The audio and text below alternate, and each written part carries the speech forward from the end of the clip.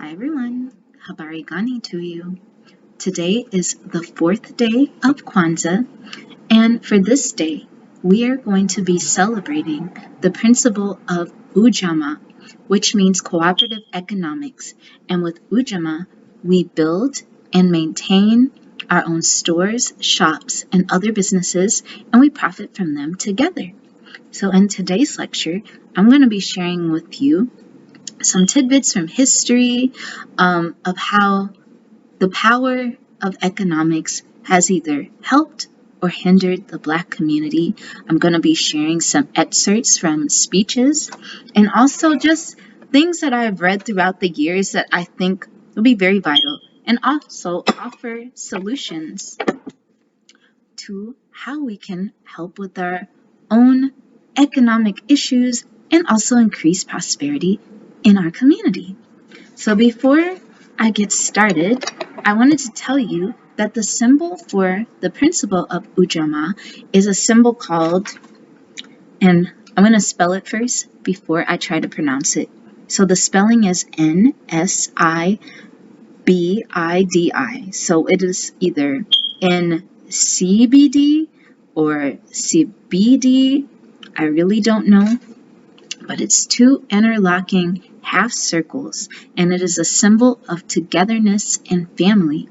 If you have your kinara, the candle that you are going to light today is a red candle for remembering the past, for being African by blood, and also remembering the struggle. And that's the candle you will light today. So, before I get started on my lecture, I wanted to do a libation statement and pour water into these two plants that really need water. This is a recycled spaghetti jar that I painted, and this is one that I have not painted yet. But I chose these two plants because this water right here is going to represent economics, and it will show how economics, how funneling money into our community will help us not only prosper, but also create generational wealth. So for this libation statement, I would like to remember people of African descent who are either wealthy or who use their knowledge of wealth in order to fund movements, in order to create better opportunities for other people of African descent. Certain people like Mansa Musa, who on his travels just left gold everywhere that he went.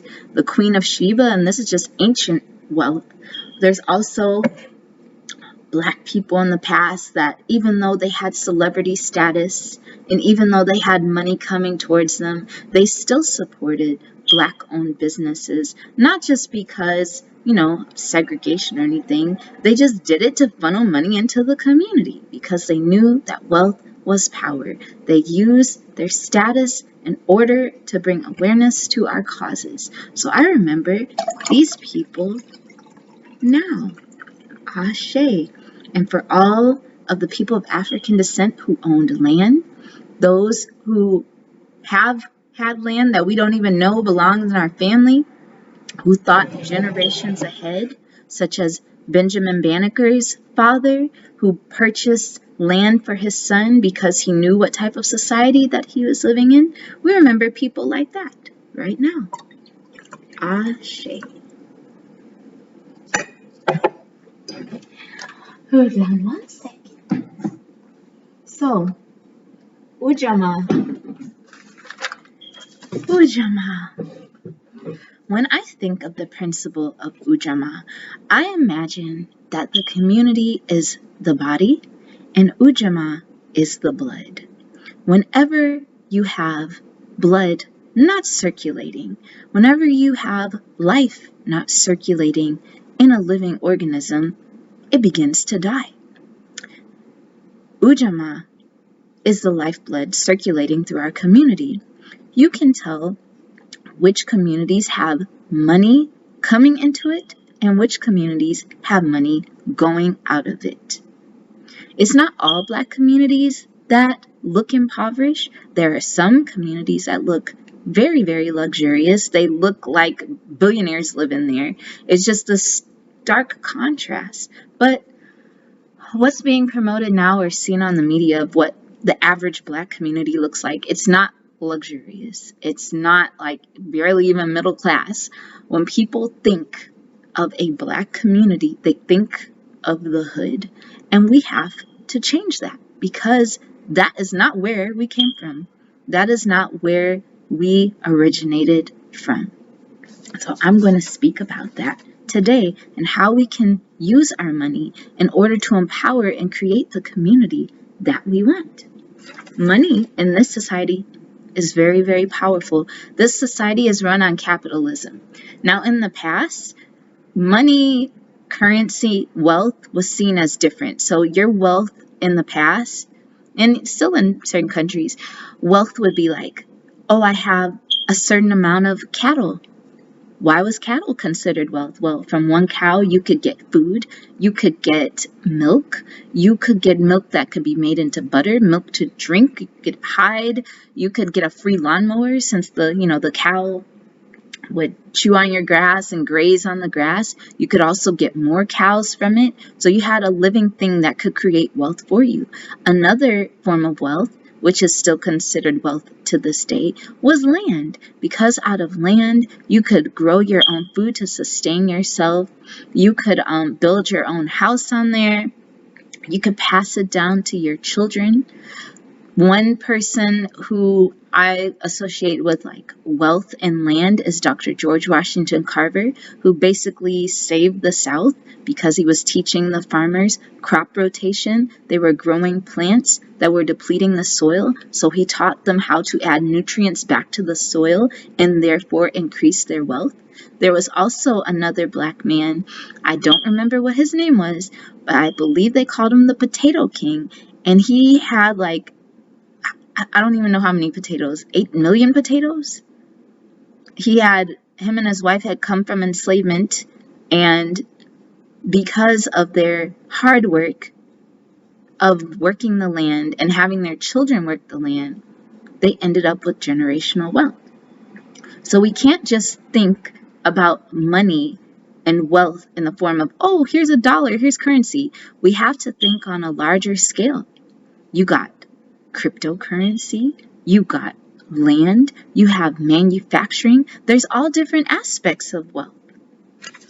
Once when I was working in the library, because I worked for the library on and off for maybe 6 or 7 years, one day I was in the children's section and I was reading some books. Now, if I wanted to learn about a subject that I felt was complicated, I would go to the children's section first and get a general overview of the subject before I went to the adult books to get even more information. So I was reading a book on Greek and Roman society in a children's book. And I don't know how accurate this was, but this is what the children's book said. It said, in Greek and Roman society, if you had a job, you were a slave. I was like, what? And I literally said, what? When I read this, I said, what? And I read it again. And it said, in Greek and Roman society, whichever society I was reading about, if you had a job, you were a slave. And I thought that was very, very interesting. And that made me open my eyes to see how wealth could transform the lives of so many people of African descent. How many people of color do we have in the community that have the potential to be doctors, that have the potential to be great artists or great musicians or inventors or whatnot, but they're wasting their energies trying to get piecemeal from a job? They don't have control of their time. They don't have complete control of their finances. They're utilizing their physical energy to get very little compensation, and it's just very difficult to move further in life because of their conditions. But just imagine if we stopped funneling money outside of our community and started creating things in our community that met the needs of these people and fit their talents. There was a speech that the late Dr. King said it was his final speech, and A lot of people quote the I Have a Dream speech, but I feel this is one of his most powerful speeches. This was his I've been to the mountaintop speech. And this is what he said about Ujamaa. Now remember, this was in 1968. So Kwanzaa was founded in 1966. So I'm sure he either had some type of exposure to it, or maybe he heard of its principles, or the Nguzo Saba. But this is what he said about Black people and money. Now, the other thing we have to do is this. Always anchor our external direct action with the power of economic withdrawal. Yeah, I'm mispronouncing words. Now, we are poor people individually. We are poor. When you compare us with white society in America, we are poor. Never stop and forget that collectively, that means all of us together, collectively, we are richer than all the nations in the world, with the exception of 9. Did you ever think about that? After you leave the United States, Soviet Russia, Great Britain, West Germany, France, and I could name the others, the Negro collectively is richer than most nations of the world. Now, mind you, this is coming from a very well-traveled man who had a doctorate. He studied other cultures. He was very, very intelligent. So it's not just coming from somebody with just hearsay. No, this is a man who was well-known and well-traveled. The Negro collectively is richer than most nations of the world. We have an annual income of more than $30 billion a year, which is more than all of the exports of the United States and more than the national budget of Canada. Did you know that? That's power right there, if we know how to pull it. Then, this man, he continues. And so, as a result, we are asking you tonight to go out and tell your neighbors not to buy Coca-Cola in Memphis. Go and buy and tell them not to buy Seal Test milk. Tell them not to buy what other bread? Wonder Bread. And what is the other company, Jesse? Speaking of Jesse Jackson, tell them not to buy Hart's Bread. As Jesse Jackson has said, up to now, only the garbage men have been feeling pain. Now we must kind of redistribute the pain. We are choosing these companies because they haven't been fair in their hiring policies, and we are choosing them because they can begin the process of saying they are going to support the needs and the rights of these men who are on strike, and then they can move on downtown and tell Mayor Loeb, or whatever his name is, to do what is right. Now, mind you, I think this was a very powerful tactic, because he probably remembered from the 1955 Montgomery Bus Boycott, what happened after a year of Black people not riding those buses. Bus companies lost money. They were suffering. They changed up really, really quickly when they realized how much money that they were losing. So I'm pretty sure he remembered this tactic and decided that we needed to do it again. And what was one of the reasons they assassinated him? Well, one was he was protesting against the Vietnam War. That was one. But the other is he wanted to start the Poor People's Campaign, right? He was going to put a highlight on poverty in the United States. He was going to have all of those people go to Washington, D.C., set up camp until they changed something, did something about poverty. When you have financial power as a tool, you literally become a threat. We've seen that in history. We've seen that happen with Black Wall Street and some other places where Black people pulled their money together and tried to make some financial and generational change to, there was a relative I had. Her name was, she was born in 1881, Cousin Classy. And apparently she had about 40 lots of land. So I'm assuming lots were acres. Somewhere possibly in Arkansas. But one of my relatives, I think my mother, told me they ran her off of her land. So how much money do we actually have, that we don't even know we have. Land, wealth that we have in our families that we didn't even know belonged to us because it got run off. We're literally sitting on a gold mine. How many ideas, how many inventions, how many trends have started in the Black community that we are not making a profit off of? One example that I want to share with you was this book I read maybe 5-6 years ago. It was called Hope in a Jar. And that book blew my mind. It was basically about the beauty industry. And I noticed a trend throughout this book.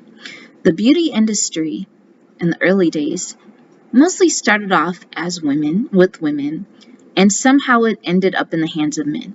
But throughout this book, I noticed that there were two separate industries going on. There was the white beauty industry and there was the Black beauty industry, and they were essentially growing at the same rate. If the white industry was a multi-million-dollar industry, the Black industry was a multi-million-dollar industry. But what ended up happening? The people on the Black side were like, we need more white advertisers. We need to advertise on their papers. We need their money. You don't need their money. You're literally growing at the same rate that they are. You could have kept the money, hired your own people, and kept it circulating in the community. One downfall of Ujamaa is low self-esteem. Nobody really talks about it. They're like, oh, it's wasteful spending. No, it's all funneled back to low self-esteem. You keep buying and buying and buying and buying, trying to prove a point when it's really you trying to compensate for your low self-esteem. You think because it belongs to somebody else, it's better than something that you created. You created something, somebody else takes it, they revamp it or repackage it, and they sell it back to you. Why? Why do you accept it? I literally don't understand. So just because it's in this neighborhood, it's better than in your own neighborhood. Just because you have an apple pie in the suburbs is better than a pie that your grandma made. Like, make it make sense. We're so willing, we're so giving to others. But when will we give to ourselves? When will we stop complaining about the prices of things? Like, you might have something like a business in the Black community. And I've noticed this because I've worked with several Black-owned businesses, several. And it's always the same thing that I see. People making an issue about prices. Well, this is too high. Well, I could get this at here. Well, I could get this at there. Okay, you could, but does that mean you should? You're complaining about something that's this price, but then you'll spend like, what, $500 on, I don't know, a pair of shoes, or you'll spend money on something that will not last you a lifetime. You'll spend $1,000 on clothes, but you won't put it down for an acre of land that you can pass on to the next generation. Sometimes I question our spending practices collectively, not, individually, because you have lots of Black people that know how to budget. They know how to funnel their money. They're very luxurious. They're living a luxurious lifestyle, traveling the world, just spending like their Mansa Musa in the year 2021. But I'm talking collectively. We are the biggest buyers. We are the biggest consumers. What would happen if we stopped consuming? But we've never really tried that. Except, documented like Montgomery Bus Boycott. What would happen if we all stopped collectively buying? This industry would fall. A lot of industries would fall. And I know this is something that a lot of Black people mention every year. They're like, hey, it's Black Friday, don't buy from... Look, that's not going to work. Okay. I mean, I'm sure it could work, but you've been doing this year after year after year. I really don't think it's going to work. Don't buy from. No, what you need to do instead of not buying is create a place to buy from. And not just create a business to buy from. You have to create things to manufacture these things. One way that we can increase funds in the community is starting things that manufacture, like more trade skill jobs. We need carpenters. So we won't have to get all these other people to build stuff for us. We need carpenters. We need people that can build cars. We need people that can create clothes, so we won't have to buy clothes made possibly by people who are enslaved in other countries or in the United States. Because I'm pretty sure there's, you have people in prisons making your clothes. You might not know it, might have another tag, but it could be a prisoner making your clothes. We need metal workers, blacksmiths, people that know how to grow food on a massive scale, farmers. We need people that we can buy from. We need people that can manufacture for us, where we won't have to go out of the country or something. We need something here that we can buy from people here, keep it funneling, and watch how the community changes. When you have money circulating in a community, it saves the community's life. You start getting nicer things start looking nicer, you start feeling pride. Sometimes our economic issues is a sense of pride. Like, you look outside, if you're living in the hood, you're just like, why does it look like this? I don't understand. I got a dilapidated building right there. I got trash over here. I got all these dangerous stray pit bulls or dogs running around biting children. This is depressing. This is depressing. This isn't even a quality house or a quality apartment.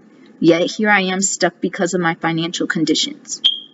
But if we had the people who could improve these conditions or transform these conditions, imagine the mental awakening, the mental rejuvenation of the community. Health issues disappearing because you have quality houses.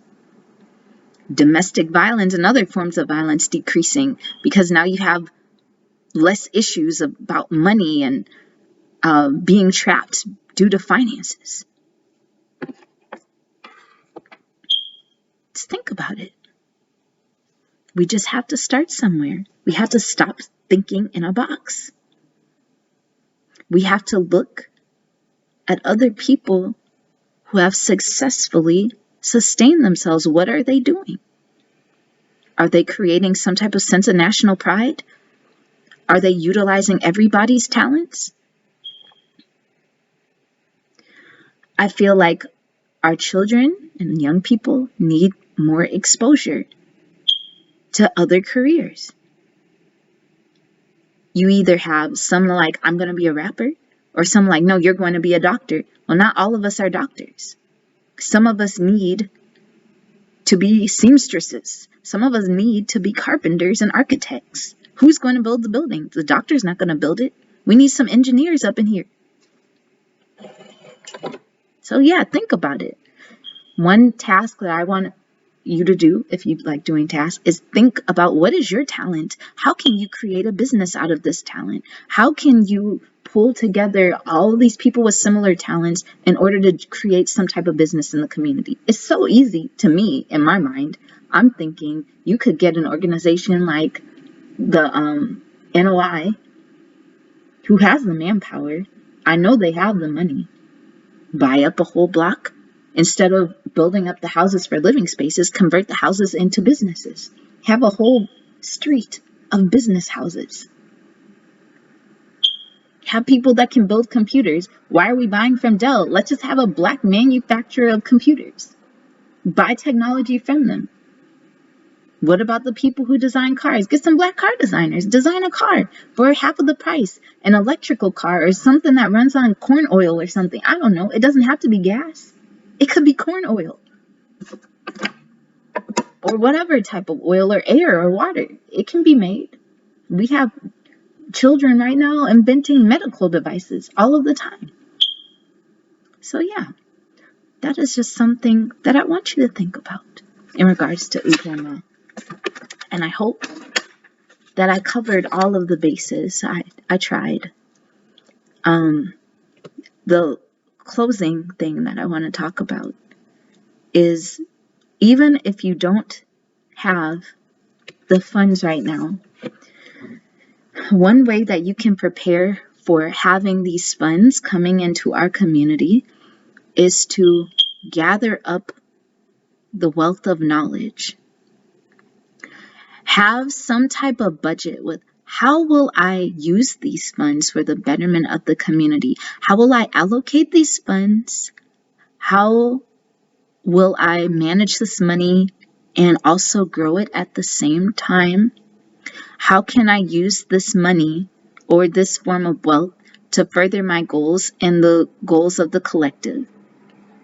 We have to stop being a slave to money, because there are so many people of African descent who have sold out people for money. I see it all the time, mainly in the music industry, mostly. I mean, you don't have to be in that industry. You don't have to be in Hollywood. You can make up your own Hollywood, and you can make up your own little music industry with your own radio stations, and not have to deal with all of this crazy rituals and stuff that they're doing and pressuring and blackmailing. You don't have to do that. But there's those that do it all the time. They'll be like, you know what? I'm just going to start singing about beating women and shooting my family in the street. Yeah, I'm going to sing about that. It's going to be a catchy beat, you know.